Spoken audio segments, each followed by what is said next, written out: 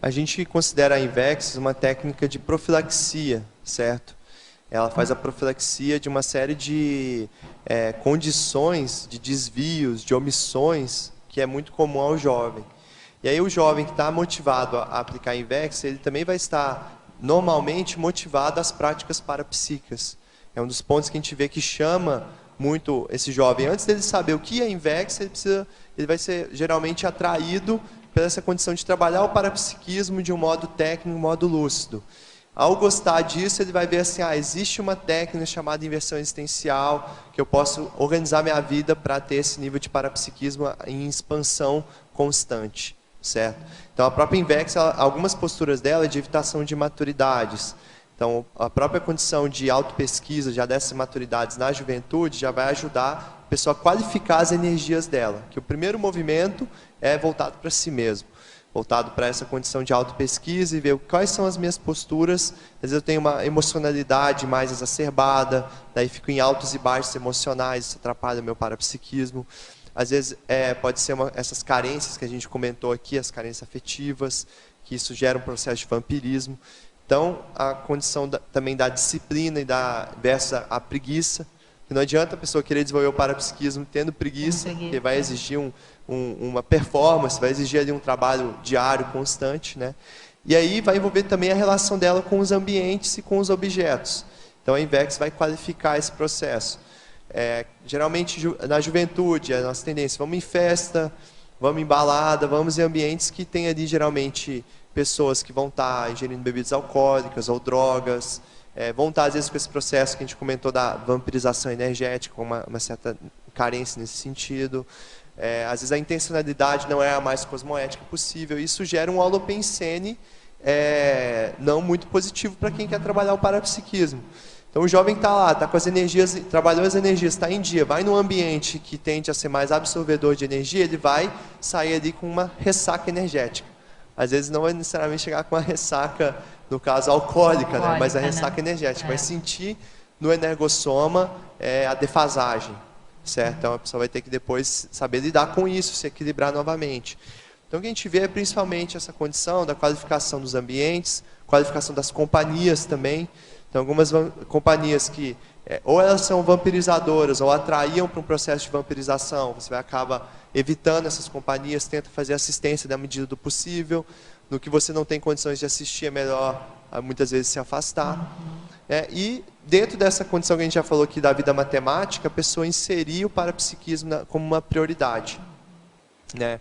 Porque não adianta esperar que do dia para a noite a pessoa, agora eu vou ter um monte de fenômenos, ela vai ter que trabalhar isso constantemente.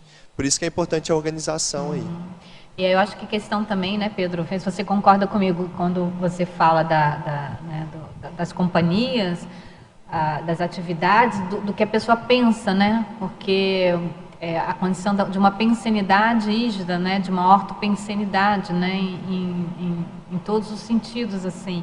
E as escolhas, as prioridades. Eu estava outro dia comentando com algumas pessoas sobre essa questão dos jogos, né, dos jogos eletrônicos, né, como isso assim envolve videogame. Hoje tem muitos videogames de tiro em primeira pessoa, videogames de guerra. E aí a pessoa entra num holopensene que tem a ver com esse processo bem bélico.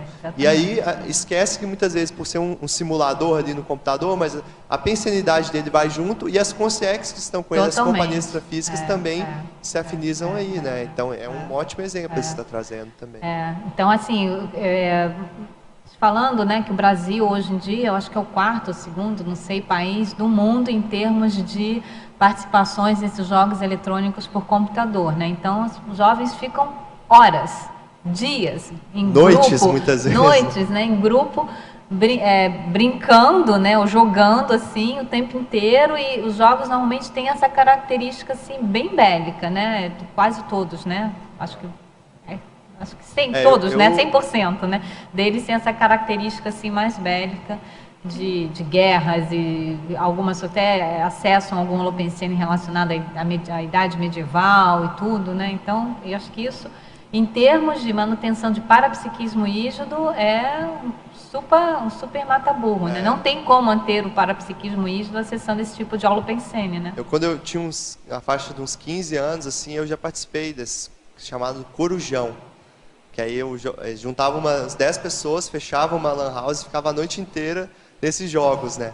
Eu não entendia nada de parapsiquismo. Aí depois, no outro dia, você passava o dia inteiro dormindo e sentia aquela condição, assim, aquele cansaço extremo.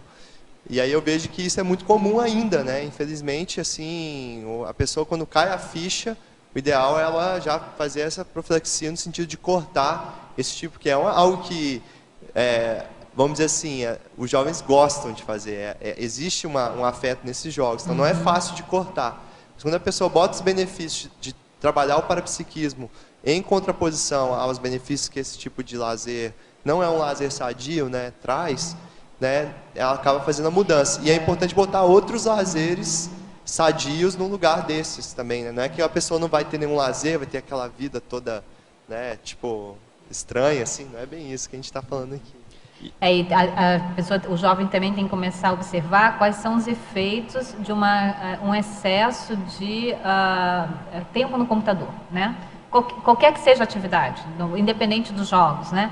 Mesmo a questão de pesquisa, a questão de ficar Facebook, mídias sociais, mas ficar muito tempo também no computador, quais são os efeitos disso no parapsiquismo? Não são bons, né? Isso dá um efeito que não é positivo dentro da condição parapsíquica. A pessoa fica mais intrafisicalizada também. Aumenta muito mais a dispersão, né? E isso já causa, inclusive, danos do ponto de vista neuronial. Você tem estudos comentando, né? Quais são os efeitos a nível neuroniais de um excesso de uso do computador, da internet, de ficar horas e horas ali na internet, né? Você vai comentar em cima disso porque ela estava na frente, tá? Então vamos lá. Inclusive tem casos de pessoas que, de tanto tempo que ficaram no computador, em lan house, jogando videogame, que chegaram a dessomar. Pessoas que passaram mais de 24 horas ali sem se alimentar, sem sair do lugar, chegaram a esse extremo, né? E ainda voltando à questão do parapsiquismo e os jogos, hoje a gente tem uma característica em relação aos jogos que tem que ser levada em consideração também, que é o nível de realismo e a temática que é evocada nesse jogo. Então tem alguns jogos, por exemplo, que fazem evocação de determinadas temáticas mais antigas, assim, históricas, né? Por exemplo, tem um jogo Assassin's Creed que a pessoa ela vivencia a condição de um mercenário no período ali do século XVIII, 1750 mais ou menos, e ele é um pirata, a pessoa ela tem uma série de posturas ali que ela vai evocar consciências que tiveram naquela situação. E aí a pessoa vai estar muito mal acompanhada, né? Ou, por exemplo, o caso do GTA, que é um jogo em que você vivencia a condição de um criminoso que você fica roubando carros e evoca toda essa carga de pensanidade e de consex que vão estar junto contigo ali.